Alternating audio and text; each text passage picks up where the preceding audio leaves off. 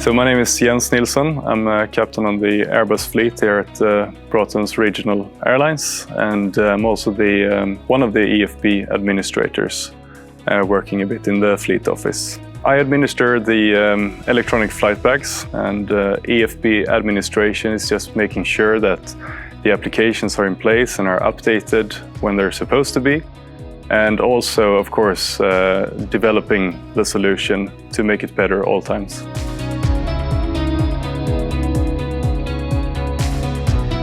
So we started looking for a new provider in early 2022, and we had some demos from different providers, and we fell for AvioBook for the user interface and the functionality, and we went live September 2022. Implementation phase was started earlier during the summer, and we had a quick implementation of AvioBook. We had some time pressure, and AvioBook was able to provide us that. It involved, of course, a lot of coordination between EFB administration and the fleet office in general, together with AvioBook. They provided us with answers to all our questions. All in all, I'd say the implementation phase was very smooth.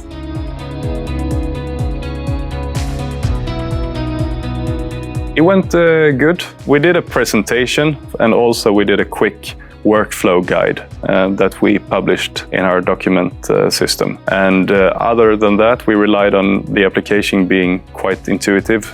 And if there were any questions, then they were welcome to ask, of course.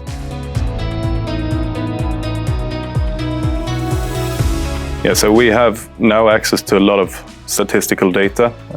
Pretty much everything we write in the AvioBook application is available to us as administrators, and we can also use that data. For example, reporting in the European trading emission system regarding the fuel, and we can make sure that we are not departing overweight from Bromma. And it's important that that gets reported in the correct way. Without the data from AvioBook, that would be impossible to do in such a good manner that we actually managed to do it right now.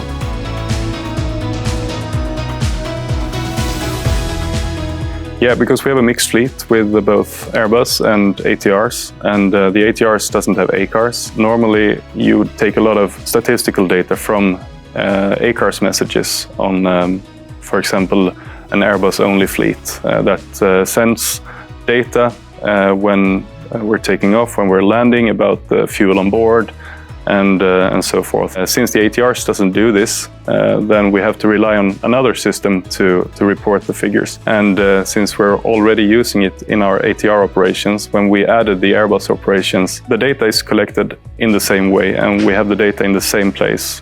That is the AvioBook database. So that was one contributing factor to the choice of AvioBook.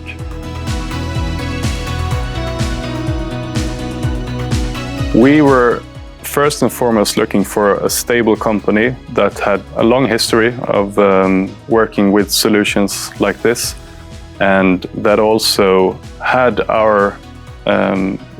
met our demands. So, for example, the integrated weight and balance module was one big demand that we had, because using different applications for calculating weight and balance and doing the rest of the EFB stuff is not the way to go if we wanted to go smoothly.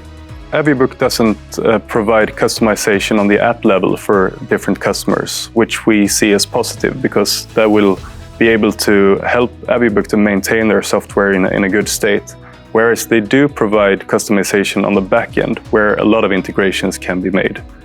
So that hits the perfect sweet spot, I think.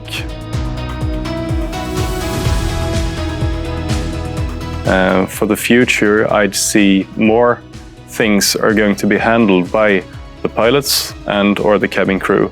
And that brings things a lot closer to the operation, and we are in more control of the situation. We don't have to rely on anybody else that is not at the aircraft to know what is going on. So that makes us have a really good situational awareness.